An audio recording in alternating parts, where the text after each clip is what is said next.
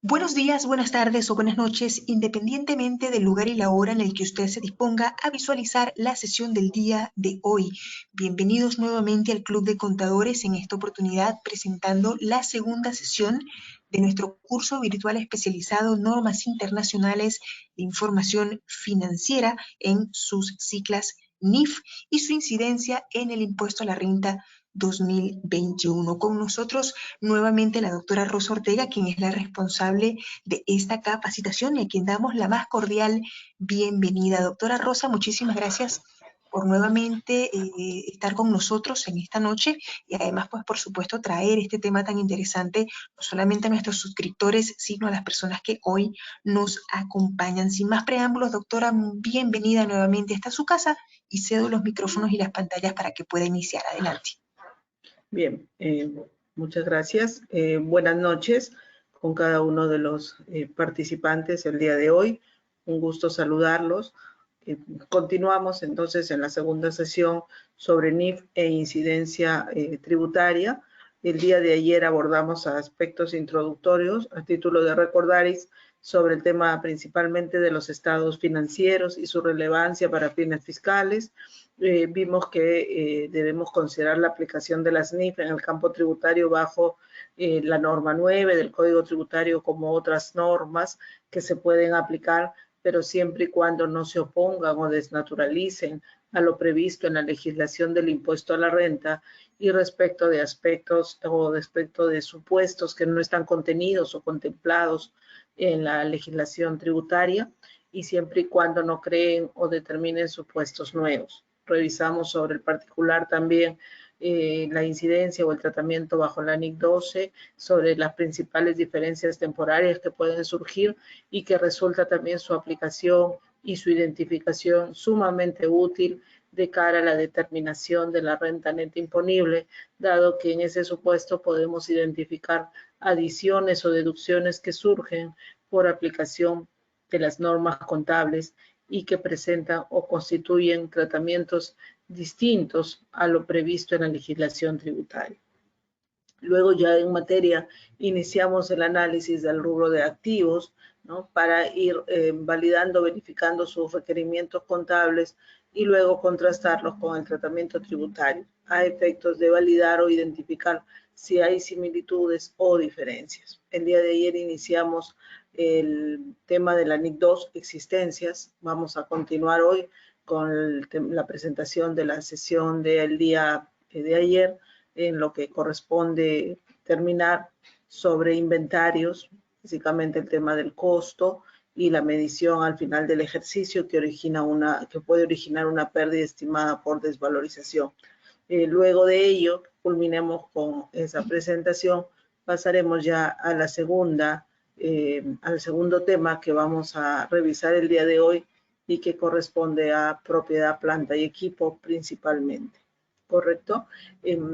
Al tratar el tema de activos, recuerden que vimos o revisamos sobre costo computable para fines tributarios, ese es el término, y que surge en el caso de la enajenación de bienes, ¿no? Cuando se produce la enajenación en simultáneo, en correlación, se tiene que reconocer el costo computable. Tengan en consideración que por expresa disposición de la LIR, se puede, o del reglamento de la LIR, procede a aplicar en forma supletoria las normas contables, siempre y cuando no se opongan a lo previsto en la legislación tributaria.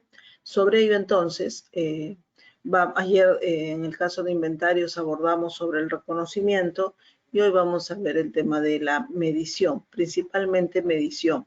Y este tema de medición, tanto para inventarios como para otros rubros que vamos a revisar, se vincula justamente con el costo que se asigna o que se considera para este activo, para este tipo de activos. Y ello es importante para fines tributarios. Como les comentaba el día de ayer, subyace siempre la controversia en este rubro de activos, ¿no? En principio, si un desembolso es activo o gasto. Y una vez que identificamos o concluimos que es activo, la siguiente controversia que se presenta es sobre ese activo, si los desembolsos vinculados deben ser costo o gasto. y esas controversias son permanentes, recurrentes o frecuentes entre la SUNAT y el contribuyente, y luego cuando revisamos criterios del Tribunal Fiscal vemos cómo recurre justamente a las normas contables, a la doctrina contable, para esgrimir su criterio, ¿no? Ello considerando que los términos activo, costo, gasto, justamente tienen raigambre en el derecho contable, ¿correcto? Sobre esa base, entonces, revisamos ahora en específico la evaluación inicial del rubro inventarios. Ello lo tenemos en la NIC 2, esto es de acuerdo a lo que prevé la NIC 2, y la NIC 2 en concreto señala que la evaluación se debe realizar al costo, ¿no? Específicamente al costo de adquisición. Y si se otorgan descuentos o bonificaciones de carácter comercial, los descuentos o bonificaciones de carácter comercial para fines contables disminuyen el costo de adquisición. Es una deducción, siempre y cuando sean de carácter comercial. Así como también tenemos costo de adquisición, a nivel del rubro inventarios también puede surgir el tema del costo de transformación o el costo de producción. Y luego hay un concepto adicional que forma parte de esta evaluación inicial del rubro inventarios y que corresponde a los otros costos directamente atribuibles, ¿no? Ello de acuerdo al párrafo 15 de la NIC 2. Entonces tenemos que la evaluación inicial es el costo de adquisición menos descuentos o bonificaciones comerciales, el costo de producción y también otros costos directamente atribuibles.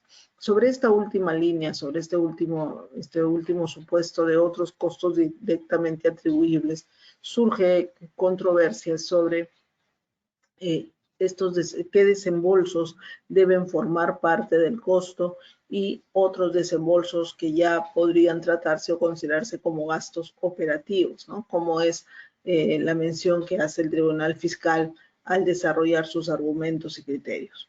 Ahora, en virtud a la NIC 2, el requerimiento que realiza esta norma contable es que esos otros costos directamente atribuibles deben tenderse a aquellos en los que se incurre para dar a los inventarios su condición y ubicación actual. Es decir, debemos mirar en general como aquellos desembolsos que resultan necesarios e inevitables para ubicar o para tener a los bienes, al rubro de inventarios en la ubicación y condición requeridas o establecidas por gerencia. En este caso, al tratar de inventarios, estaríamos hablando en la condición de listos para su enajenación. Casos típicos de conceptos que forman parte del costo de inventario pueden ser el tema de los aranceles que surgen en la importación y otros impuestos no recuperables. Dentro de otros impuestos no recuperables podría encontrarse, por ejemplo, en el caso de una empresa inmobiliaria, el supuesto de alcabala que grava la adquisición de terrenos y que forma parte del costo. Otro supuesto de impuesto no recuperable puede ser también el impuesto general a las ventas. Ello ocurriría o se daría cuando no otorga derecho al crédito fiscal, ¿no? Cuando el IGB no otorga derecho al crédito fiscal, puede ser costo o gasto según la adquisición o el desembolso realizado. En este caso, si estamos refiriéndonos a inventarios, tendría que formar parte del costo, ¿correcto? También el caso de un ejemplo típico de otro costo directamente atribuible puede comprender al transporte, manejo, manipuleo de carga que pueda darse, entre otros costos. ¿Okay? Ahora, con respecto al costo de producción, por ejemplo, aquí tenemos un criterio del Tribunal Fiscal, el que señala que nuestra normatividad impositiva no establece lo que debe entenderse por costo de producción, para lo cual resulta pertinente recurrir a la contabilidad, toda vez que a partir de la misma se realiza la determinación de la renta susceptible de gravamen para dicho tributo, ¿no? Siempre recuerden que podemos aplicar o considerar los requerimientos NIF en tanto no se opongan o desnaturalicen a lo previsto en la legislación tributaria. Sobre esta base, entonces, sobre este tratamiento, veamos algunos supuestos que han generado controversias y revisemos o consideremos criterios vertidos por el Tribunal Fiscal. Por ejemplo, el servicio de transporte, combustible, desestiva y su calificación como costo. ¿Okay? De acuerdo a la NIC 2, entonces, todos aquellos desembolsos necesarios e inevitables para que los inventarios se encuentren en condición y ubicación actuales, listos para enajenar, deben formar parte del costo, ¿correcto? Entonces aquí, por ejemplo, en este caso que se analiza, realmente se aprecia, y creo que eso es desde desde el inicio, que debió formar parte del costo, ¿no? Se refiere en esta RTF 5402.4/2010 estos conceptos, ¿no? El servicio de flete, dice, corresponde al servicio de traslado de la mercadería que adquiere en la ciudad de Cusco a su domicilio fiscal, ubicado en Puerto Maldonado. Es decir, se incurrió en erogaciones a efectos de poner la existencia en su ubicación correspondiente. Vean ustedes que son términos asociados con lo que estamos revisando en la normativa contable. Lo mismo ocurre con el gasto de combustible, pues según lo afirmado, dicho combustible fue utilizado para el transporte de las existencias, por lo que también debió formar parte del costo y no deducirse como gasto. ¿Okay? Podemos quizás tener claro a veces, ¿no?, que el flete o los desembolsos que se incurran o los gastos vinculados con el traslado pueden ser costo, pero quizás, por ejemplo, el tema del combustible podría no haber sido considerado, contemplado. Entonces aquí el tribunal hace el análisis en detalle, ¿okay? Forman parte del costo. Igual con el caso del servicio, dice, de estiva y desestiva, al momento de cargar la mercadería en el punto de partida y descargarla en el punto de llegada. Por lo que al ser dicho servicio necesario, ¿no? Miren estos términos: inevitables y necesarios para colocar las existencias en su ubicación, dicho importe también debió formar parte del costo de adquisición. ¿Okay? Entonces tenemos transporte, combustible, desestiva, deben formar parte del costo. ¿Okay? Aquí se habría producido en todo caso inclusive un error contable. Si se ha tratado como gasto contablemente, también habría un error contable. Observen que esta es la discusión, ¿no? Costo versus gasto. Y también cuando hay procesos de fiscalización, revisión por parte de la administración tributaria, una recomendación que me permito realizar es que se debe identificar la naturaleza de la acotación, ¿no?, el reparo que realiza la administración. A veces un contribuyente puede haber considerado como gasto y la administración se lo repara, y se suele poner o esgrimir como argumento que cumple el principio de causalidad. Pero este reparo, por ejemplo, no va por el tema de causalidad, sino por el tema de devengo. No corresponde todavía que se impute a resultados. Se imputará resultados siendo costo o como parte del costo de las existencias cuando se venda. Entonces no tiene sentido esgrimir el tema de la causalidad porque el reparo no versa sobre ello, ¿no? Entonces en este caso sí aprecio conforme este criterio en el cual debe ser costo y no gasto. Ahora, algo en particular que ocurre con existencias, ¿no?, que es distinto, por ejemplo, a una cotación de activos fijos, que las existencias, ¿no?, son inventario o constituyen pues bienes de realización casi inmediata durante o en el transcurso del ejercicio por lo general. Entonces, aquí, si bien se concluye que debe ser costo y no gasto, algo adicional que complemente el tribunal y que podemos también tenerlo en consideración, ¿no?, como un argumento ¿no?, de descargo. Aquí lo que señala el tribunal es el importe total correspondiente a flete, combustible y embalaje fueron cargados al gasto indebidamente, pues debieron formar parte del costo de ventas de las existencias, por lo que se encuentra arreglado a ley que la administración haya reparado de dicho importe la suma, que es la parte que corresponde al inventario final de existencias. Esto es de la mercadería que queda en stock. Y este es un aspecto también importante, ¿no? Miren ustedes, puede ocurrir que efectivamente yo adquirí existencias, inventarios durante el ejercicio 2021 y determinados desembolsos los consideré como gasto cuando debieron ser costo. Pero en el caso de existencias, finalmente, al cierre del ejercicio, ¿qué es lo que debemos ver? De ese total, si he enajenado o no parte de ese stock. ¿Qué pasaría si yo lo consideré como gasto desde el inicio y al final enajené el total durante el transcurso de dicho ejercicio? No habría reparo, porque igualmente, si bien hay un error contable en su tratamiento, igual afecta resultados. Debió ser costo de ventas y no gasto, pero ya se enajenó el total. ¿Cuándo sería una contingencia absoluta? Si es que del total del stock no he enajenado nada en el ejercicio. Entonces aquí lo que dice el tribunal es, ok, debió ser costo y no gasto, por lo que se debe reparar solo la parte que queda en stock al cierre del ejercicio. Porque lo que ya se enajenó y ya se vendió ha afectado igualmente a resultados vía costo de venta. Para que lo tengan también en consideración, esto ya en términos, si queremos, de cuantificar ese reparo. ¿Okay? Otro supuesto de controversia entre el tratamiento, entre el contribuyente y la SUNAT, en el caso del tratamiento contable versus NIF, se da en este supuesto de bonificaciones. ¿Okay?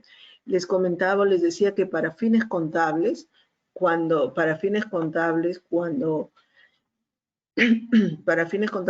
hay bonificaciones comerciales, a nivel contable se deduce del costo de adquisición, ¿no? Por ejemplo, una empresa adquiere un determinado lote de productos, por ejemplo, 100, y obtiene una bonificación adicional de 20. Entonces, contablemente lo que se dice es el importe o el precio pagado, el costo, se debe imputar o se debe prorratear entre el total de los bienes, no solo sobre 100, sino sobre 120. Entonces, si yo pagué, por ejemplo, 1.200, esos 1.200 los distribuyo entre los 120. O si me dieron productos adicionales distintos, también tendré que determinar su valor razonable o de mercado de esa bonificación y deducirla del importe desembolsado para adquirir las existencias. Esto es a nivel contable. Entonces, a nivel contable nosotros registramos ahí una existencia y ya afectará a resultados cuando se enajene o se consuma, ¿no? Ahora, y para fines tributarios y sobre el particular, en la legislación del impuesto a la renta, directamente no encontramos nada en específico, solo sí para efectos del impuesto a la renta, como les comentaba ayer, cuando se trata de transferencias o de adquisición de bienes a título gratuito. En el caso de adquisición de bienes a título gratuito, se debe considerar el valor de ingreso al patrimonio. Y es evidente que si a mí me transfieren un bien a título gratuito, yo lo registro como activo y surgirá pues un ingreso o una ganancia, ¿no? Eso es una transacción per se gratuita. Contablemente, en el caso de bonificaciones comerciales no lo manejamos de esa forma, ¿no? Sino que distribuimos el costo. Pero miren aquí un criterio del Tribunal Fiscal sobre este supuesto, sobre bonificaciones. ¿Qué es lo que se dice en esta RTF 10-146-10-2014? Este es el criterio que vierte el tribunal. Las bonificaciones mercantiles en especie recibidas de proveedores sí corresponde que las registre como bienes propios.